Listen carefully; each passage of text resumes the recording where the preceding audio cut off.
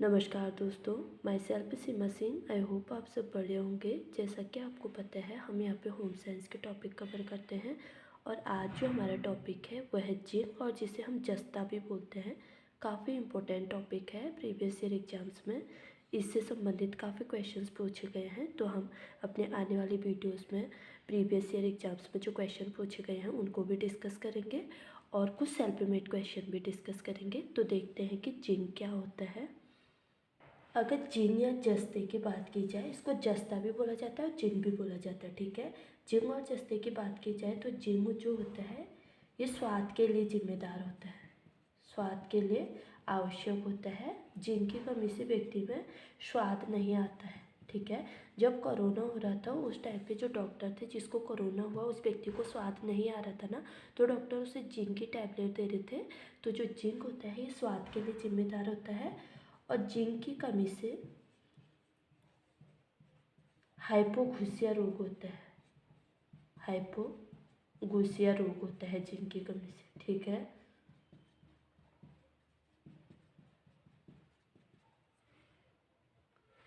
और जो जिंक होता है ये गौण ट्रेस तत्व है, ठीक है। ट्रेस तत्व हम किसको बोलते हैं? जिसकी मात्रा हमको कम चाहिए होती है, ठीक है। ट्रेस तत्व है लेकिन इसकी प्रभावशीलता अधिक होती है।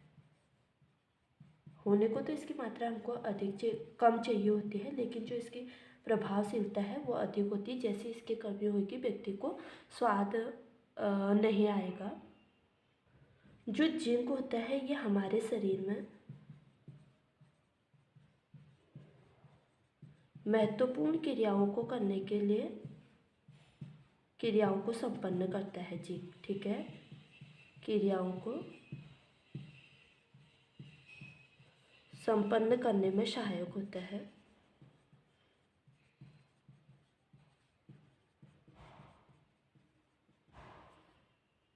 कौन कौन सी क्रियाओं को संपन्न करने में सहायक होता है? यह कोशिकाओं में उपस्थित होता है। जो हमारी सेल्स होते हैं उनमें जिंक उपस्थित होता है।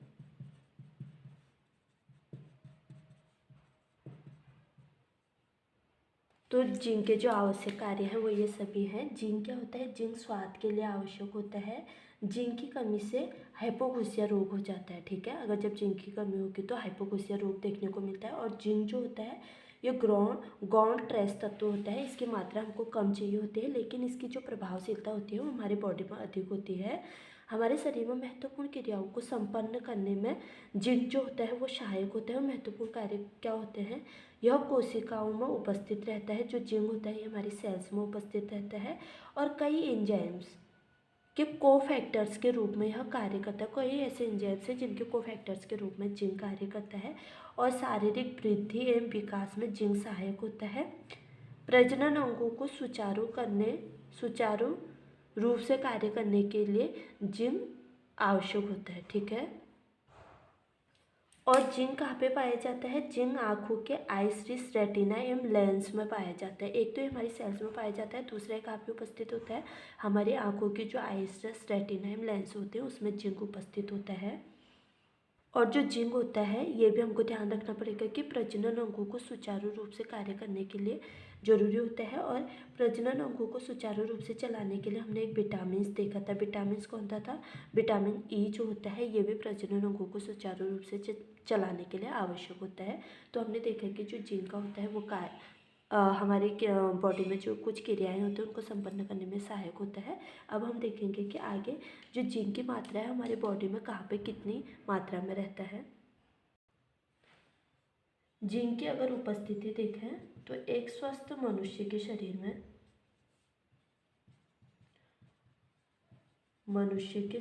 में 140 से 230 mg जिंक उपस्थित रहता है, ठीक है, उपस्थित रहता है। जो 140 से 230 mg जिंक होता है ये हमारी बॉडी में कहाँ पे कितना पाया जाता है?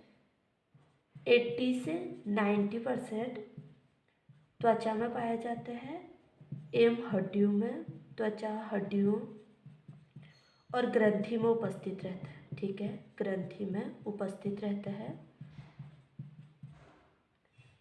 और 10 से 20% जो जिंक होता है, जिंक कहाँ पे उपस्थित रहता है? किडनी, मांसपेशियाँ, प्लीहा। प्लीहा क्या होता है? प्लीहा को हम आरबीसी का कब्रग्राह बोलते हैं, आरबीसी का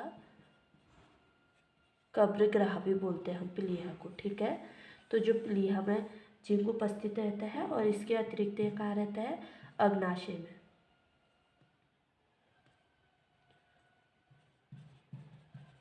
अग्नाशय में उपस्थित रहता है। आरबीसी में जो हमारी जिंक की मात्रा होती है, जो हमारी लाल रक्त कणिकाएं जिनको हम रेड ब्लड सेल्स बोलते हैं, इनमें जिंक की जो मात्रा होती है वो कितनी पाई जाती है? 1.44 mg/100 ml ऑफ ब्लड होती है, ठीक है। और रक्त में, रक्त प्लाज्मा में 0 से 12 mg/100 ml ऑफ ब्लड रक्त प्लाज्मा में होता है। और संपूर्ण रक्त में यानी कि एक ह्यूमंस की बॉडी में कितना रक्त होता है? 4 से 5 लीटर ब्लड होता है, ठीक है। 4 से जो 5 लीटर ब्लड है, ये जो संपूर्ण रक्त है, इसमें जो जिंक की मात्रा होती है कितनी होती है? 0.8 mg/100 ml ऑफ ब्लड होती है, ठीक है। तो अगर हम जिंक की बात करें तो एक स्वस्थ मनुष्य के शरीर में जिंक कितना होता है? 140 से 230 mg जिंक उपस्थित रहता है। और जो 140 से 230 mg जिंक हमारे शरीर में होता है, इसका 80 से 90% भाग हमारे त्वचा में होता है, हड्डियों में होता है, ग्रंथियों में उपस्थित होता है, ठीक है। और जो 10 से 20% भाग जिंक होता है, ये कहाँ पे होता है? ये हमारी किडनी में होता है, मांसपेशियों में होता है, प्लीहा में होता है। और प्लीहा को हम क्या बोलते हैं? आरबीसीज का कब्रग्राह बोलते हैं, ठीक है। और अग्नाशय में भी जो जिंक होता है ये उपस्थित होता है। आरबीसीज में जो जिंक की मात्रा होती है ये कितनी होती है? 1.44 mg/100 ml ऑफ ब्लड होती है। और रक्त प्लाज्मा में जिंक की मात्रा कितनी होती है? 0.12 mg से पर 100 ml ऑफ ब्लड होती है। और संपूर्ण रक्त यानी कि एक ह्यूमन की बॉडी में कितने होते हैं? 4 से 5 लीटर ब्लड होता है। तो जो संपूर्ण रक्त में जिंक की मात्रा होती है वो कितनी होती है? 0.8 mg से पर 100 ml ऑफ ब्लड जिंक की मात्रा ह्यूमन्स की बॉडी में देखने को मिलती है। तो हमने देख लिया कि जो जिंक की उपस्थिति है वो बॉडी में कहाँ पे कितनी है। अब हम देखेंगे कि जिंक के कार्य क्या है हमारी बॉडी में। अगर जिंक के कार्य की बात की जाए कि जिंक के कार्य क्या है हमारी बॉडी में, जिंक जो होता है घाव बनने में सहायक होता है, घाव बनने में सहायक है। हड्डियों के विकास में सहायक होता है, जो हमारा कंकाल होता है इसके लिए सहायक होता है। और मस्तिष्क के विकास में सहायक होता है, मस्तिष्क के विकास में सहायक है। इसके अतिरिक्त क्या करता है? ये सामान्य वृद्धि एवं विकास में सहायक होता है।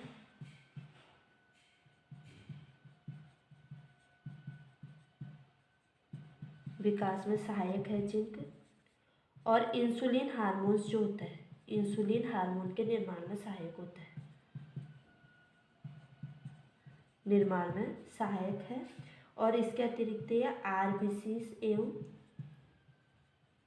आमाशय, हमने देखा कि जो आरबीसीज में है उसमें जिंक की कितनी मात्रा पाई जाती है? 1.44 mg पर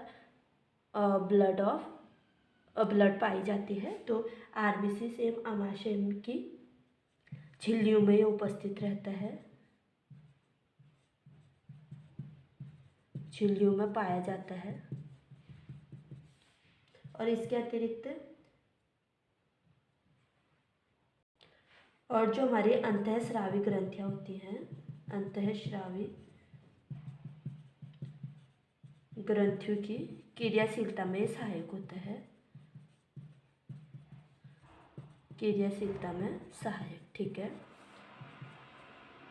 और जो जिंक होता है ये प्रजनन अंगों के विकास में सहायक होता है। जिंक के अगर कार्य देखें तो ये घाव भरने में सहायक होता है। हमने एक विटामिन देखा था, कौन सा विटामिन होता है, तो जो घाव को भरने में सहायक होता है विटामिन सी जो होता है ये घाव को भरने में सहायक होता है।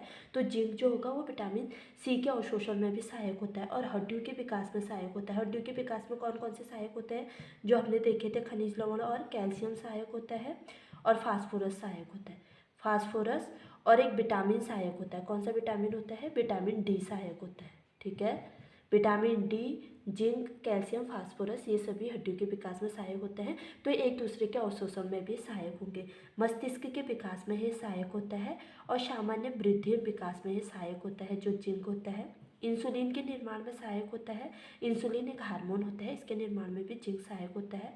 आरबीसी एवं अमाशय की झिल्लियों में यह पाया जाता है, जो लाल रक्त कणिकाएं होते हैं और जो हमारे अमाशय की झिल्लियाँ होती है उसमें ये पाया जाता है और उसमें पाए जाने वाले हार्मोन्स में भी ये उपस्थित रहता है। अंतःस्रावी ग्रंथियों की क्रियाशीलता में ये सहायक रहता है, जो हमारी अंतःस्रावी ग्रंथियाँ होती हैं उनके क्रियाशीलता में जिंक सहायक रहता है और प्रजनन अंगों के विकास में जिंक जो होता है ये सहायक होता है। और प्रजनन अंगों के विकास में सहायक हमने एक विटामिन देखा था, कौन सा विटामिन था, विटामिन ई जो होता है ये भी प्रजनन अंगों के लिए आवश्यक होता है, तो जिंक भी जो है प्रजनन अंगों के लिए आवश्यक है। आगे हम देखेंगे कि जिंक की कमी के प्रभाव क्या हैं, जिंक की कमी से हमारी बॉडी पर क्या प्रभाव पड़ते हैं ये देखेंगे। जिंक की कमी के अगर प्रभाव देखें तो इसकी कमी से वो प्रभाव होंगे जो इसके कार्य, जैसे घाव देरी से भरना, हमने देखा था कि जिंक की कमी के कार्य क्या, घाव को जल्दी से भरना, लेकिन जब जिंक की कमी हो जाएगी तो जो हमारे घाव होंगे ये देरी से भरेंगे। ठीक है, देरी से भरना और बौनापन देखने को मिलेगा। हमने देखा था कि जो जिंक होता है ये हमारे वृद्धि एवं विकास में सहायक होता है, तो बौनापन देखने को मिलेगा, त्वचा में घाव देखने को मिलेंगे, त्वचा में घाव देखने को मिलते हैं और संतानों उत्पत्ति में समस्या देखने को मिलती है। संतानों उत्पत्ति में असफलता होती है जिंक की कमी से और लैंगिक अक्षमता हो जाती है। ठीक है, संतानों उत्पत्ति में समस्या हो जाती है और लैंगिक अक्षमता हो जाती है। और इसके अतिरिक्त क्या होता है, इससे जिंक की कमी से बाल झड़ने लगते हैं। ठीक है, जिंक की कमी से बाल झड़ने लगते हैं। और जिंक की कमी किन लोगों में होती है, जो लोग अत्यधिक शराब का सेवन करते हैं उन लोगों में भी जिंक की कमी होती है, क्योंकि अत्यधिक शराब के सेवन से जो जिंक होता है वो हमारी बॉडी के थ्रू, हमारी यूरिन के थ्रू, पसीने के थ्रू हमारी बॉडी से बाहर निकल जाता है। ठीक है, सेवन करने से जिंक की कमी होती है। और इसके अतिरिक्त जिंक का क्या कार्य होता है, ये जो गैनाडोट्रोपिन हार्मोन होता है, गैनाडोट्रोपिन हार्मोन्स के स्रावण में सहायक होता है, हार्मोन के स्रावण में ये सहायक होता है। जो गोनाडोट्रोपिन हार्मोन होता है इसमें क्या होता है, जो गोनाडोट्रोपिन हार्मोन होता है ये कहाँ से निकलता है, ये हमारी पीयूष ग्रंथि से निकलता है। ठीक है, और जो पीयूष ग्रंथि है इसको क्या बोलते हैं, मास्टर ग्रंथि भी बोलते हैं। पीयूष ग्रंथि से गोनाडोट्रोपिक हार्मोन्स निकलता है और पीयूष ग्रंथि को ही हम मास्टर ग्रंथि भी बोलते हैं।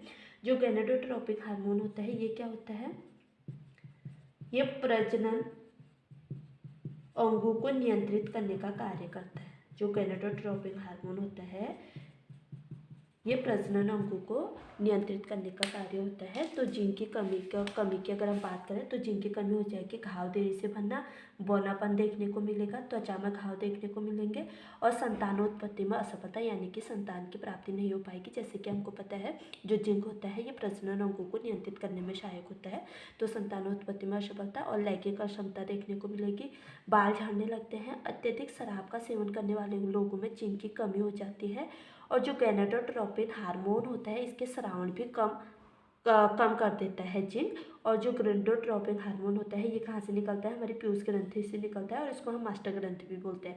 गोनाडोट्रोपिन हार्मोन क्या कार्य करता है, ये प्रजनन अंगों को नियंत्रित करने का कार्य करता है हमारी बॉडी में। ठीक है, अब हम देखते हैं कि जिंक की अधिकता के क्या प्रभाव होंगे हमारी बॉडी में। अगर जिंक की अधिकता हो जाएगी तो तब क्या होगा ये देखेंगे। अगर जिंक की अधिकता की बात की जाए तो जिंक की जो अधिकता होती है इसको हम क्या बोलते हैं, जिंक विषाक्तता बोलते हैं, जिंक विषाक्तता। ठीक है, और इसको हम जिंक टॉक्सिसिटी भी बोलते हैं, टॉक्सिसिटी भी बोलते हैं, ठीक है। और जो टॉक्सिसिटी वर्ड है ना, ये कभी कभी पे ऐसे ही हिंदी में लिख के आ जाता है टॉक्सिसिटी, यानी कि जिंक टॉक्सिसिटी क्या है, इसकी अधिकता है या कमी है, क्या है, तो जिंक की अधिकता को हम जिंक विषाक्तता है जिंक टॉक्सिसिटी बोलते हैं। जिंक की अधिकता से क्या होता है, इसके जो प्रभाव होते हैं वो क्या होते हैं, इससे हमारे यकृत और जो किडनी होती है, लोहे की कमी हो जाती है, यकृत और किडनी में लोहे की कमी हो जाती है। और इसके अतिरिक्त क्या होता है, और जिंक की अधिकता से हाइपोक्रोमैटिक एनीमिया होता है, ठीक है। जिंक की कमी से हाइपोक्रोमैटिक एनीमिया हो जाता है। और जिंक की कमी से हमने क्या देखा था, जिंक की जब कमी होती तो जिंक की कमी से हाइपोक्सिया रोग देखा था, हाइपोक्सिया रोग हो जाता है। इसमें क्या होता है, स्वाद नहीं आता है, इसीलिए जो कोरोना में जिन लोगों को स्वाद नहीं आ रहा था, डॉक्टर इसीलिए उनको जिंक की टैबलेट्स दे रहे थे। और जिंक की कमी से क्या होगा, हाइपोक्सिया होता है। और जिंक की अधिकता से क्या हो रहा है, जिंक की अधिकता से एनीमिया, हाइपोक्रोमिक एनीमिया देखने को मिलता है। और जिसको जिंक की अधिकता हो रही है उसमें वृद्धि में कमी हो जाती है। हमने देखा था ना कि जो जिंक होता है शारीरिक वृद्धि में सहायक होता है, तो जिंक की अधिकता से भी वृद्धि में सहायक कमी हो जाती है। संतानोत्पत्ति में असफलता देखने को मिलती है जिंक की अधिकता से भी। और इसके अतिरिक्त क्या होता है, जो बिल्लियाँ होती हैं, बिल्लियों में जिंक की कमी से जब रिसर्च किया गया कि जिंक की कमी से बिल्लियों पर अधिकता से क्या प्रभाव पड़ रहा है, तो बिल्लियों में जिंक की अधिकता से उनके अग्नाशय में गांठ देखने को मिले, ठीक है, अधिकता से अग्नाशय में गांठ देखने को मिले। लेकिन अभी तक जिंक की जो अधिकता है वो ह्यूमंस में ये स्थिति, अग्नाशय में गांठ वाली स्थिति कम देखने को मिली है। तो इसीलिए जो बिल्लियों में होता है जिंक की अधिकता से उनके अग्नाशय में गांठ देखने को मिलते हैं, ठीक है। तो जो जिंक की अधिकता है इसको हम क्या बोलते हैं, जिंक विषाक्तता या जिंक टॉक्सिसिटी बोलते हैं। यकृत में जिंक की अधिकता से क्या होता है, जो हमारी यकृत और किडनी होती है इसमें लोहे की कमी हो जाती है, जो आयरन होती है उसकी कमी हो जाती है। अगर आयरन की कमी हो रही है तो हमको क्या हो जाता है, हाइपोक्रोमैटिक एनीमिया हो जाती है। लोहे की कमी से ही हमको एनीमिया देखने को मिलता है, अगर लोहे की कमी हो रही तो हाइपोक्रोमैटिक एनीमिया हो जाता है। और जिंक की अधिकता में वृद्धि में कमी हो जाती है। और बिल्लियों में जिंक की अधिकता से क्या होता है, अग्नाशय में उनकी गांठें देखने को मिलती है। और हमें देख चुके हैं कि जिंक की कमी से क्या होता है, हाइपोक्सिया रोग होता है। और हाइपोक्सिया में क्या होता है कि जो हमारे स्वाद होता है हमको ये आना बंद हो जाता है। अब हम देखते हैं कि जिंक की प्राप्ति कहाँ से होती है। जिंक की प्राप्ति की बात की जाए तो जिंक की प्राप्ति हमको कहाँ से होती है, एक हेरिंग्स ओयस्टर प्रजाति की मछली है, इससे हमको जिंक की अच्छी प्राप्ति होती है। मछली से जो हेरिंग ओयस्टर मछली होती है ये जिंक प्राप्ति का सबसे अच्छा साधन होता है, ठीक है, प्राप्ति की सबसे अच्छा स्रोत है।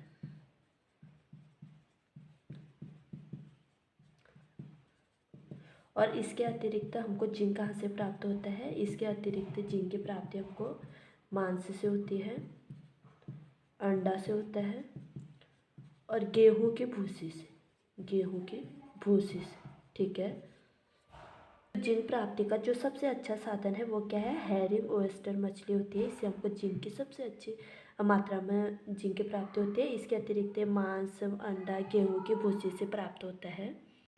और अगर जिंक के अवशोषण की बात करें कि जिंक का अवशोषण कहाँ पे होता है, जिंक का अवशोषण हमारी छोटी आंत में होता है। छोटी आंत का जो पक्वाशय एवं इलियम भाग में होता है, ठीक है, पक्वाशय एवं इलियम भाग में जिंक का अवशोषण होता है। और जिंक का जो अवशोषण है, जिंक का अवशोषण 5 से 10% भाग ही अवशोषित हो पाता है, ठीक है, 5 से जो 10% भाग है यही अवशोषित हो पाता है। और बाकी जो 90% भाग होता है, 90% भाग जिनका क्या होता है, मल द्वारा विसर्जित हो जाता है, मल द्वारा विसर्जित हो जाता है, ठीक है। तो जो जिंक का अवशोषण होता है, जिंक का अवशोषण 5 से 10% भाग हमारा अवशोषित हो पाता है, और बाकी जो 90% भाग होता है मल द्वारा विसर्जित हो जाता है। एक चीज़ हम देखेंगे कि जो जिंक होता है भोजन में कैल्शियम, फास्फोरस, फाइटिक अम्ल की अधिकता जिंक अवशोषण में बाधक होते हैं। ठीक है, जिंक के अवशोषण में ये बाधा पहुंचाते हैं, बाधा पहुंचाते हैं। ठीक है, तो जो जिंक होता है, जिंक की प्राप्ति हमने देख लिया कि हेरिंग ऑयस्टर मछली से जिंक की प्राप्ति होती है। इसके अतिरिक्त मांस, अंडा, गेहूं की भूसी से इसकी प्राप्ति होती है, और इसका अवशोषण छोटी आंत के पक्वाशय एवं इलम भाग में होता है। जिंक का जो अवशोषण होता है वो 5 से 10% भाग इसका अवशोषित हो पाता है, और बाकी जो शेष 90% भाग होता है मल द्वारा हमारी बॉडी से बाहर निकल जाता है। और जिंक के अवशोषण में बाधक तत्व कौन कौन से होते हैं? कैल्शियम, फास्फोरस और जो फाइटिक अम्ल है, ये हमारे जिंक के अवशोषण में बाधक तत्व होते हैं। तो आज हमने डिटेल में देख लिया कि जिंक क्या होता है, इसकी प्राप्ति कहाँ से होती है, इसके कार्य क्या है, अधिकता, कमी, ये सारी चीज़ें हम देख चुके हैं। और जो इससे आने वाली वीडियो होंगे उसमें हम खनिज लवण से जो प्रीवियस ईयर एग्जाम में संबंधित क्वेश्चन है इनको डिस्कस करेंगे, और कुछ क्वेश्चन ऐसे होंगे जो सेल्फ मेड होंगे। तो अगर आपको मेरी वीडियो पसंद आए तो प्लीज़ लाइक, शेयर, कमेंट और सब्सक्राइब करना ना भूलें। मिलते हैं अपने अगले वीडियो में, तब तक के लिए बाय।